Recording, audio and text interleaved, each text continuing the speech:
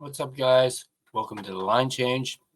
And in this video, we're going to be talking about who could the Vancouver Canucks, or rather, who are they most likely to trade in order to cut cap space? As obviously, they're right at the brim when it comes to their cap space, and they still don't have their second line center. So obviously, they're going to have to cut cap space in order to either trade for a second line center or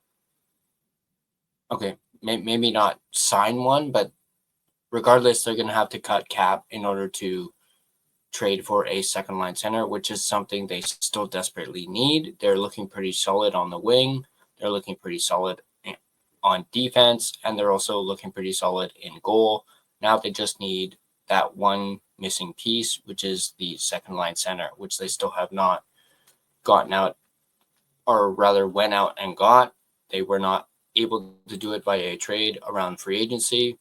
So that is one thing that they're likely going to do at some point this offseason. But as I mentioned, we're going to look into who is most likely going to be traded in order to cut cap. But before we dive into this, I want to give a big shout out and thank you to my sponsor, Gassy Jack Art, maker of that incredible artwork you see there behind me. And you guys can check him out yourselves at GassyJackArt.com. He still has his end of season sale going on, so go ahead and get it while you can. You can also find him on Instagram at Gassy Jack Art. So moving into our topic of discussion, we're going to go over an article from Stefan Roget, who talks about who most likely will be traded in order to cut cap. So let's go ahead and dive right into it. The free agent frenzy of 2025 is over, and the Vancouver Canucks are running it back. The day that normally marks great change on the NHL calendar was instead business as familiar for the Canucks. In lieu of bringing in any new players, GM Patrick Allvin and company opted to re-sign Brock Boeser and extend Thatcher Demko and Connor Garland well ahead of time. As of this writing, that leaves the Canucks with a prospective 2025-2026 depth chart that looks something like this. For your forwards, you have Jake DeBrusk making at $5.5 million. You have Elias Pettersson at $11.6 million, and then you have Brock Boeser at $7.25 million. Moving down, you have Niels Höglander at $3 million, Filipino at $4.44 million. You have Evander Kane at $5.13 million. You have Dakota Joshua at $3.25 million, Teddy Bluger at $1.8 million, Connor Garland at $4.9 million, Drew O'Connor at $2.5 million, Atu Ratu at $775,000, Kiefer Sherwood at $1.5 million. And then you have Archdeep Baines at $775,000, or Linus Karlsson at the same price. Moving on to your defensemen, you have Quinn Hughes at $7.85 million. You have Hronek at $7.25 million. You have Marcus Pettersson at $5.5 million. You have Tyler Myers at $3 million. Then you have DPD at $838,000. You have Tom Wielander at $950,000. You have Derek Forbort at $2 million.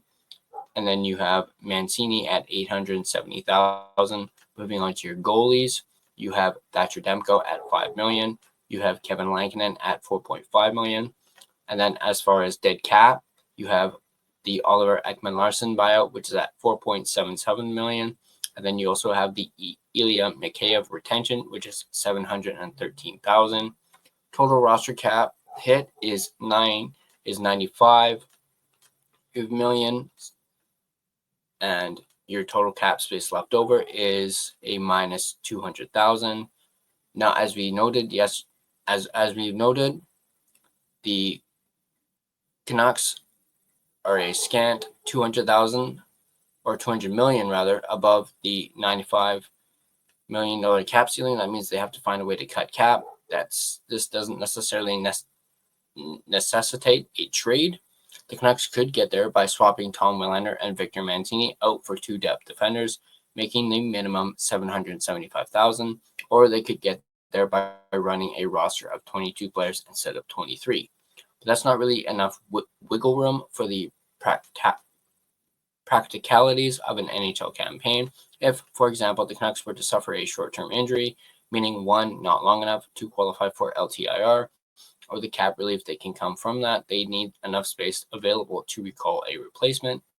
Getting the cap to exactly square only really works for a healthy roster, and how often has that been the case in Vancouver?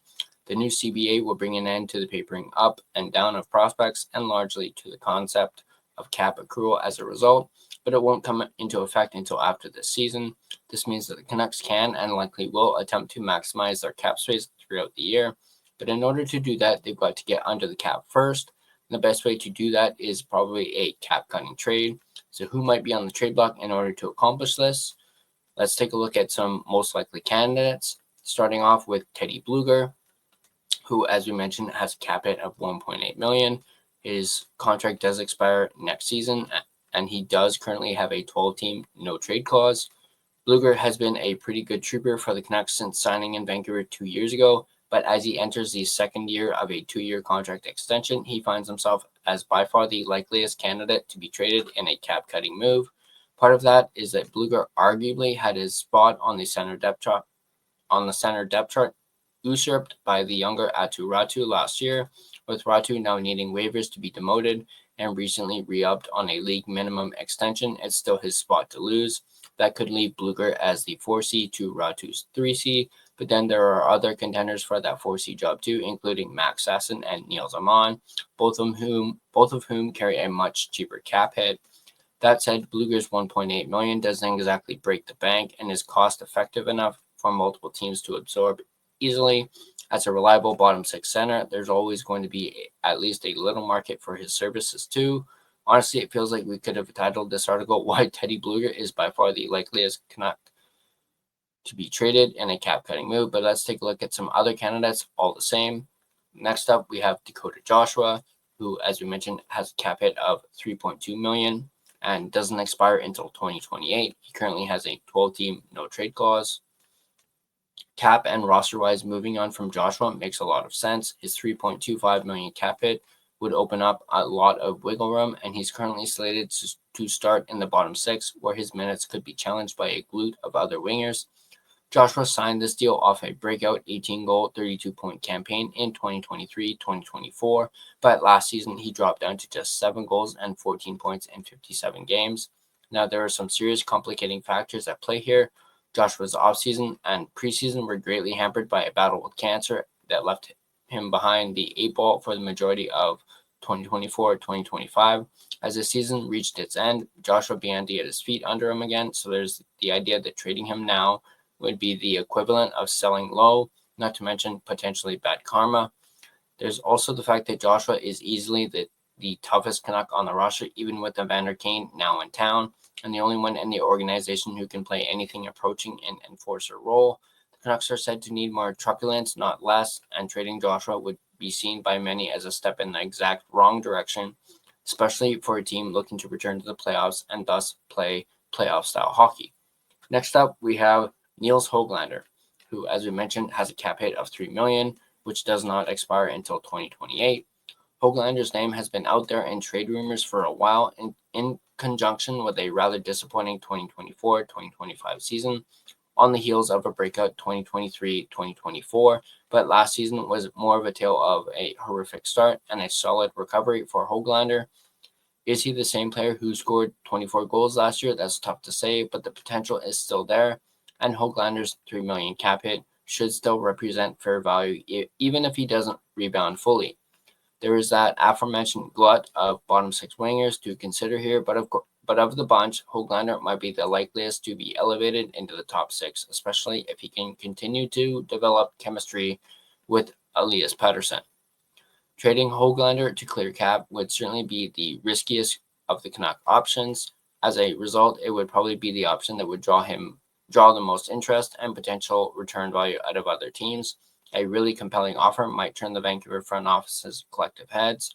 Barring that, however, they're probably best to hold on and bet on Höglander. Next up, we have Filip Chytil, who, as we mentioned, has a cap hit of $4.44 million, and his expires in 2027. Let's state this right off the bat. The Canucks are not trading Chytil until they've got their hands on another better option for 2C. If not, Chytil is penciled in to that spot and absolutely necessary to hang on to. Where Hedl might enter the picture is if the Canucks still have hopes to trade for that improved 2C. Under that scenario, it's entirely possible to envision a trade in which Hedl and another player like, say, Höglander get packaged together with a pick or a prospect to bring in a center who is a better player than Hedl, but who might have a cap hit lower than Hedl and, say, Höglander's combined. This would accomplish the Canucks' goals of improving the roster and cutting cap, which would be tidy business. Is it likely? Probably not. Wishful thinking? Maybe, but it's a possibility worth noting all the same.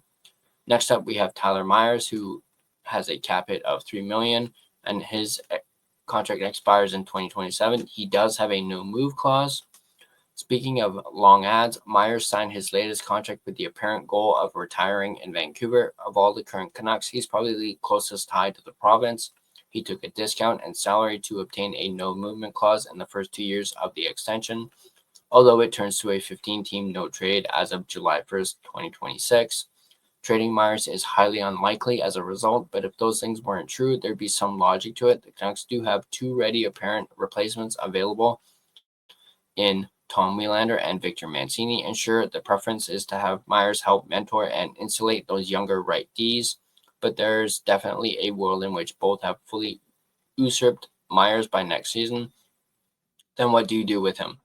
There would still be a trade market for Myers' services. He's still a right defenseman capable of playing top 4 minutes. He's still big and he can still skate. Actually, of all the players on this list, save Hedl, we'd wager that Myers would bring in the single greatest return value, but he's not being traded, so it's largely a moot point.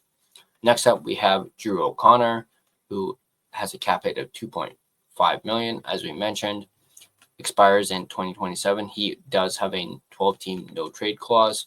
Another player we don't think will be traded, but who theoretically could, is O'Connor. The reasons against are obvious. The Canucks targeted him in a trade last year and then promptly re-signed him to a 2-year extension. To trade him after just 31 games in a Vancouver uniform would be odd. That said, there is still that aforementioned glut of wingers on hand, and that could result in O'Connor being pushed as low as the fourth line, a role for which there are always ample replacements available in Abbotsford. An O'Connor trade is unlikely, but it could still make some sense if the Canucks decide they're more attached to some of their other more tenured pieces. Next up, we have Kevin Lankinen, who has a cap hit of $4.5 million, and his contract expires in 2030. He does have a no-move clause in his contract currently. Okay, a third and final unlikely to be traded player, but gosh, would a Lankinen trade solve a lot of issues? Not only would it clear up all cap related issues, it would actually leave the Canucks with a workable chunk of space left over. It would also clear the path for Archer Silovs to graduate from the AHL and become Thatcher Demko's full-time backup, as opposed to being flipped for a mid-round pick. With several teams still on the lookout for a goalie of roughly starting quality, there'd be a market for Lankinen too, and maybe a healthy one. But Lankinen just signed a 5-year extension late last season, and that extension includes a full no-move clause in the first 2 years that just went into effect as of July 1st. That's a pretty strong indicator that Lankinen doesn't intend to move, and it's now fully his choice. Maybe the extension of Demko has Lankinen feeling different, and he'd welcome a trade to an organization in which he'd be the clear-cut number one. It's tough to say, but it doesn't feel particularly likely, especially not with Canucks management making several statements about their intentions to roll into 2025-2026 with a veteran tandem. So that is that article talking about, who is likely going to be traded by the Vancouver Canucks in order to cut cap. It gives you some suggestions, some unlikely suggestions as well.